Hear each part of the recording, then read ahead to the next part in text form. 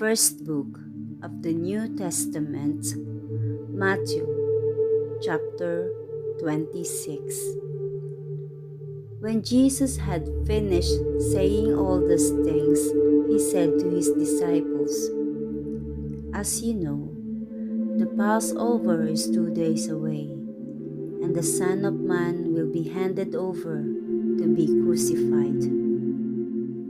Then the chief priests and the elders of the people assembled in the palace of the high priest, whose name was Caiaphas, and they schemed to arrest Jesus secretly and killed him. But not during the festival, they said, or there may be a riot among the people. While Jesus was in Bethany in the home of Simon the leper, a woman came to him with an alabaster jar of a very expensive perfume, which she poured on his head as he was reclining at the table. When the disciples saw this, they were indignant. "Why this waste?" they asked. "This perfume could have been sold at high price and the money given to the poor." Aware of this, Jesus said to them, "Why are you bothering this woman? She has done a beautiful thing to me. The poor you will always have with you, but you will not always have me. When she poured this perfume on my body, she did it to prepare for my burial. Truly I tell you, wherever this gospel is preached throughout the world, what she has done will also be told in memory of her." Then one of the 12, the one called Judas Iscariot, went to the chief priest and asked, "What are you willing to give me if I deliver him over to you?" So they counted out for him 30 pieces of silver. From then on, Judas watched for an opportunity to hand him over. On the first day of the festival of unleavened bread, the disciples came to Jesus and asked, "Where do you want us to make preparations for you to eat at the Passover?" He replied, "Go into the city to a certain man and tell him, 'The teacher says, my appointed time is near. I am going to celebrate the Passover with my disciples at your house.'" So the disciples did as Jesus had directed them and prepared the Passover. When evening came, Jesus was reclining at the table with the 12, and while they were eating, he said, "Truly I tell you, one of you will betray me." They were very sad and began to say to him one after the other, "Surely you don't mean me, Lord." Jesus replied, "The one who has dipped his hand into the bowl with me will betray me. The Son of Man will go just as it is written about him. But woe to the man who betrays the Son of Man. It would be better for him if he had not been born." Then Judas, the one who would betray him, said, "Surely you don't mean me, Rabbi." Jesus answered, "You have said so." While they were eating, Jesus took bread, and when he had given thanks, he broke it and gave it to his disciples, saying, "Take and eat.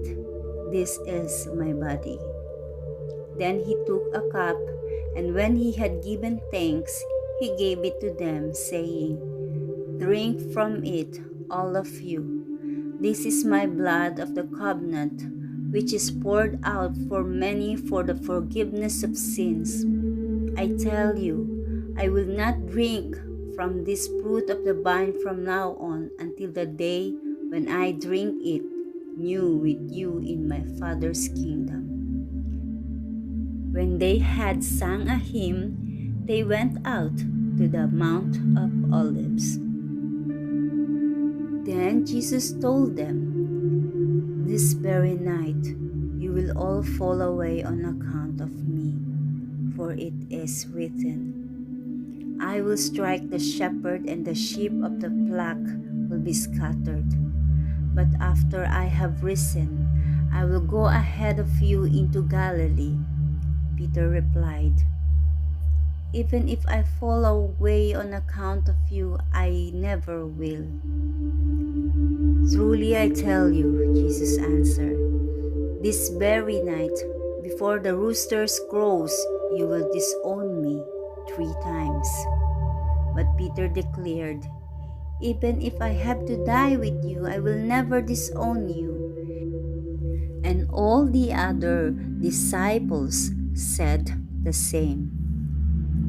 Then Jesus went with his disciples to a place called Gethsemane, and he said to them, "Sit here while I go over there and pray."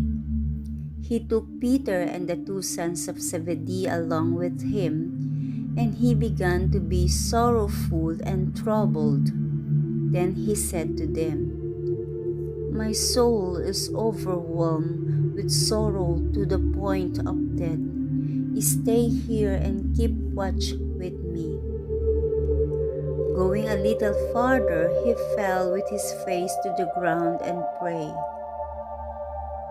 "My Father, if it is possible, may this cup be taken from me, yet not as I will, but as you will."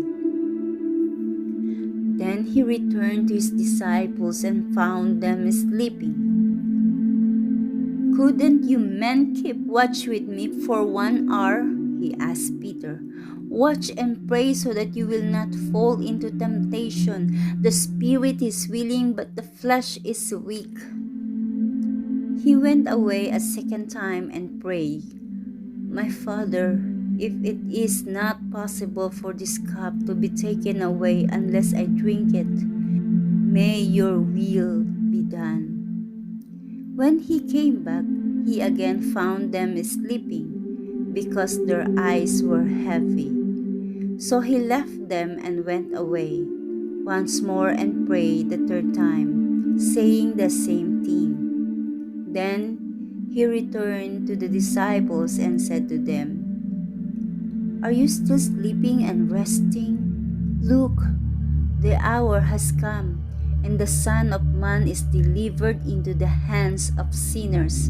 Rise, let us go. Here comes my betrayer." While he was still speaking, Judas, one of the 12, arrived. With him was a large crowd armed with swords and clubs, sent from the chief priests and the elders of the people.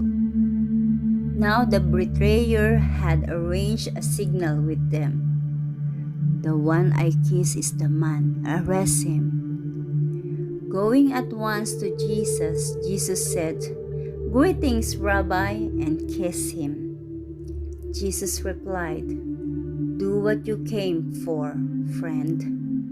Then the man stepped forward, seized Jesus, and arrested him. With that, one of Jesus' companions reached for his sword, drew it out, and struck the servant of the high priest, cutting off his ear. "Put your sword back in its place," Jesus said to him, "for all who draw the sword will die by the sword. Do you think I cannot call on my Father, and he will at once put at my disposal more than 12 legions of angels? But how then would the scriptures be fulfilled that says it must happen in this way?" In that hour, Jesus said to the crowd, "Am I leading a rebellion that you have come out with swords and clubs to capture me? Every day I sat in the temple courts teaching, and you did not arrest me. But this has all taken place that the writings of the prophets might be fulfilled. Then all the disciples deserted him and fled. Those who had arrested Jesus took him to Caiaphas, the highest priest, where the teachers of the law and the elders had assembled.